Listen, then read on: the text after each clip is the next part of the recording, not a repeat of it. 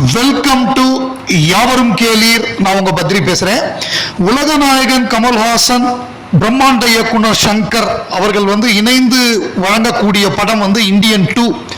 So Indian 2 மற்றும் Indian 3. So இது அடுத்து 2 பாகங்கள் தயாராகக்கூடிய ஒரு படமா இருக்கு. இன்னும் 40 நாள் கமல் சார் கால் ஷீட் கொடுத்துருக்காரு இந்தியன் 3க்காக.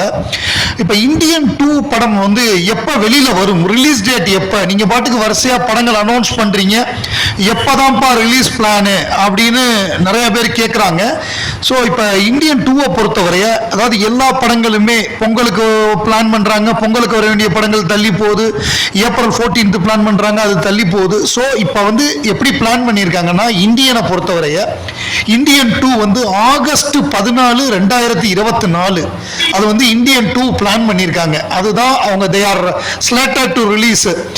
அந்த சுதந்திர தினத்தை முன்னிட்டு ஆகஸ்ட் 14, 15ங்கிறது ஒரு நாள் முன்னாடி, ஆகஸ்ட் 14, 2024 இந்தியன் 2 வெளியாகும் அப்படின்னு இப்ப லேட்டஸ்டா வரக்கூடிய தகவல்கள் சொல்லுது. ஒவ்வொரு பெரிய இயக்குனர்கள், நம்ம இந்தியாவில் டாப் 20 இயக்குனர்களை எடுத்தோம்னா, அவங்க பண்ண பெஸ்ட் படங்கள் அப்படின்னா அது உலகநாயகன் கமல்ஹாசனோட இருக்கும். இதை ஒரு பேட்டியில ஏஆர் முருகதாஸ் குறிப்பிட்டிருந்தாரு. நம்ம சும்மா சாதாரணமா அவர்கிட்ட போக முடியாது. நீங்க கே பாலச்சந்தர்லேருந்து, மணிரத்னம்லேருந்து, பாரதி ராஜாலேருந்து, கே விஸ்வநாத் தெலுங்கு பட டைரக்டர்ல இருந்து ஆரம்பிச்சு, மணிரத்னமா இருக்கட்டும், அது கௌதம் வாசுதேவனா இருக்கட்டும், யாரை வேணா எடுத்து பாருங்க. அந்த டாப் 20 டைரக்டர்ஸ் இந்தியாவில் அவங்க பண்ண பெஸ்ட் படங்கள் உலகநாயகன் கமல்ஹாசன் படமா தான் இருக்கும் அப்படின்னு அவர் சொல்லியிருந்தாரு. இப்ப யங் டைரக்டர்ஸோட கமல் சார் அசோசியேட் பண்ணி பண்றப்ப அது மிகப்பெரிய லெவல்ல அந்த படம் வருது. உதாரணமா சொல்லணும்னா, லோகேஷ் கனகராஜ் பண்ண படத்திலேயே பெஸ்ட் விக்ரம், அந்த படம் தான் பெரிய அளவு பாராட்டப்பட்டது. அதுக்கு முன்னாடி அவர் பண்ண படங்களும் சரி, அதுக்கப்புறம் அந்த படமும் சரி, அது பெரிய அளவு விமர்சகர்களாலையும் சரி, ரசிகர்களாலையும் நிறைய ஏமாற்றம் அடைந்தார்கள் அப்படிங்கிறது தான் உண்மை. ஏன்னா படம் முடிஞ்சும் அதுக்கப்புறம் அவர் என்னென்னமோ விளக்கம்லாம் கொடுத்தாரு, இருந்தாலும் அது திருப்திகரமாக அமையலை. ஸோ கமல் சாரோட சேர்றப்ப அது பெஸ்ட்டாக இருக்கு. இப்போ நம்ம டைரக்டர் கார்த்திக் சுப்பராஜ், இவர் ரஜினி ரசிகர். ஏன்னா இப்போ கமல் ஃபேன்ஸ்னு ஒரு குரூப் இருக்கும், ரஜினி ஃபேன்ஸ்னு ஒரு குரூப் இருக்கும். சினிமாவில் இவர் ரஜினி ரசிகராக தன்னை முத்திர குத்தி கொண்டவர். அவர் என்ன சொல்லியிருக்காருன்னா, சித்ரா லட்சுமணன் சார்கிட்ட கொடுத்த பேட்டியில, நிச்சயமா எனக்கு கமல் சாரை வச்சு படம் பண்ணணும்னு ரொம்ப ஆசை இருக்கு. நான் கமல் சாரை 3 தடவை மீட் பண்ணியிருக்கேன். ஒவ்வொரு தடவை அவரை பார்க்க போறப்ப ஒரு ஜீனியஸ், ஒரு சயின்டிஸ்ட், ஒரு PhD ப்ரொஃபஸரை பார்க்குறப்ப எப்படி நமக்கு ஒரு பதற்றம் ஏற்படுமோ அந்த மாதிரி ஒரு பதட்டம் இருக்கும். அவர் பேசுறப்ப நிறைய நாலேஜ் டிரான்ஸ்ஃபர் பண்ணுவார். அவர்கிட்ட நிறைய விஷயங்களை நம்ம பார்த்தாலே கத்துக்கலாம். அந்த மாதிரி ஒரு நாலேஜை கொடுக்கக்கூடிய ஒரு ஜீனியஸ் அவர் அப்படின்னு சொல்லியிருக்காரு. நிச்சயம் இவர் ஒரு படம் பண்ணுவார் அப்படின்னு நான் எதிர்பார்க்கிறேன். ஒரு படம் எடுக்கிறோம்னா அது காலம் கடந்து பேசப்படணும். அது வசூல் ரீதியாக சாதனை படைக்கிறது ஒரு பக்கம் இருந்தாலும், ரசிகர்களாலும் கொண்டாடப்படணும். அதே நேரம் விமர்சகர்களும் பாராட்டணும். ஸோ IMDb அப்படிங்கிறது ஒரு கிரெடிபிளான ஒரு ரேட்டிங்கு. அதில் டாப் 250ல் 11 படங்கள் உலகநாயகன் கமல்ஹாசன் படங்கள் இருக்கு அப்படிங்கிறது குறிப்பிடத்தகுது.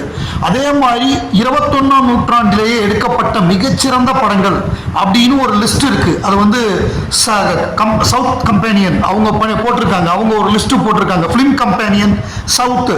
அதில் முதல் இடத்துல ஹேராம் படம், கடைசி இடத்துல RRR. அதாவது 21st செஞ்சுரியிலேயே பெஸ்ட் மூவி அப்படின்னு சொல்லி அவங்க ஹேராமுக்கு கொடுத்துருக்காங்க. கிரேட் இந்தியன் மூவி, அதாவது இந்திய படங்களுக்கு தான் கொடுத்துருக்காங்க. அதில் ஹேராம், அதாவது ஹேராம் அப்படிங்கிறது அதாவது ஃப்ரீடம் அட் மிட் நைட் அப்படிங்கிற ஒரு புத்தகம் தான் ஹேராம் படம் உருவாவதற்கான ஒரு முக்கியமான காரணம். டொமினிக் லாப்பேர் எழுதின புக்கு. அந்த புத்தகத்தை நானும் படித்தேன். அதாவது அந்த புத்தகத்தில் எப்படின்னா, காந்தியை கொல்றதுக்கு 1க்கும் மேற்பட்ட முயற்சிகள் நடந்தன அப்படின்னு ஒரு வரி வரும். ஸோ அதுதான் கமல் சாருக்கு ஒரு ஐடியா. அப்போ நம்ம எடுத்தா எப்படி இருக்கும் அப்படின்னு ஒரு ஐடியா பண்ணி அதை மிகச்சிறந்த படமாக அவர் எடுத்திருப்பாரு. அது அமெரிக்காவில் இருக்கக்கூடிய ஃபிலிம் இன்ஸ்டியூட்ல அது பாடமாக வச்சு அவங்க கத்துக்கிற அளவுக்கான ஒரு படமாக அது அமைஞ்சிருக்கு. ஸோ அந்த மாதிரியான, அதுவும் டைரக்ஷன் என்னமா பண்ணியிருப்பார், என்ன ஸ்க்ரீன் பிளே.